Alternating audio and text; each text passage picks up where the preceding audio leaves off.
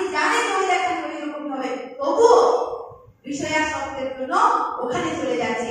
তারপরে কি ভ্রমণ, পতঙ্গ, পতঙ্গ এই পতঙ্গ আমরা সবসময় একটা কথা জানি যে এই পিপিলিকা থেকেই কিন্তু পতঙ্গ হচ্ছে। সেই পতঙ্গ জানার সত্ত্বেও তার এত জ্ঞান নেই যে ওখানে গেলে আমি বলবো, তবুও সেখানে যাচ্ছে।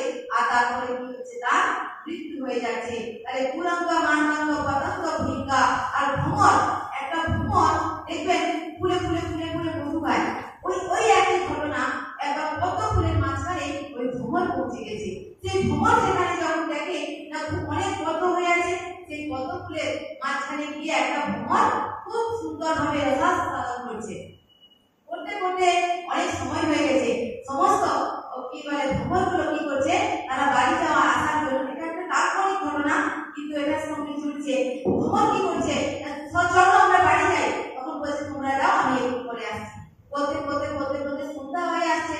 আর পদ্ম ফুলের নিয়ম কি, সন্ধ্যার পরে পদ্ম ফুলগুলো পাপড়িটা বন্ধ হয়ে যায়। তখন কি করলো না, সেই ভ্রমণ তার ভিতরেই থেকে গেল। তখন সে আবার কি ভাবছে, তারপরেও সে ভাবছে যে রাত্রি যাবে, সকাল হবে, রাত্রিকে যদি যায় সকাল তো অবশ্যই হবে, তখন আবার পদ্ম ফুল ফুটে যাবে, আমি ফিরে আসবো। এই ভেবে সে সারা রাত ওইখানে থেকে গেল।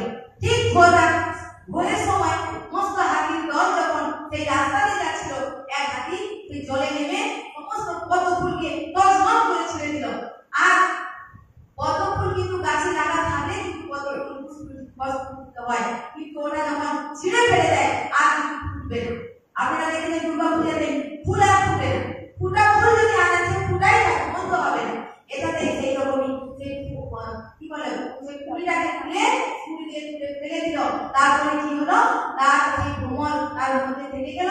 তারপর অন্য হাত দিয়ে সেই ভ্রমণ মানে সেই ফুলের উপরে পা দিয়ে তাকে মেরে দিল। আচ্ছা সেই সময় যদি ও চলে যেত তাহলে কিন্তু তার মৃত্যু আর হতো না। আর সেই একই রকম ভাবে বিনা হাত অর্থাৎ মাছ, আমরা জানি সবাই ছিপ অর্থাৎ বড়শি আগে মাছ পড়বে, তবুও আজকেও দেখো পুরা কেউ আমরা একই জিনিস দেখেছি, আজকেও সেই একই জিনিস দেখেছি, ছিপ আড়বে মাছ পড়বে। আমাদের বিশেষ বাঙালি ভাইরা এরকমই করে, মাছ ধরে, কিন্তু মাছের এখনো পর্যন্ত জ্ঞান হয় না। সেই রকম বলছে বাচ্চা ভিড়ে বাচ্চা প্রত্যেকটা জীবজন্তুর মধ্যে একটা একটা থাকার শর্তে তারা কি করলো, তাদের প্রাণ হারাতে হয়েছে। তার এই রকম সমস্ত গুরুত্ব আমাদের মধ্যে রয়েছে। তাহলে আমরা কি করে বাঁচব? আমাদের এই বিষয়া শক্তি খুব তেজ, আমাদের স্মরণ শক্তি তাতেও তেজ।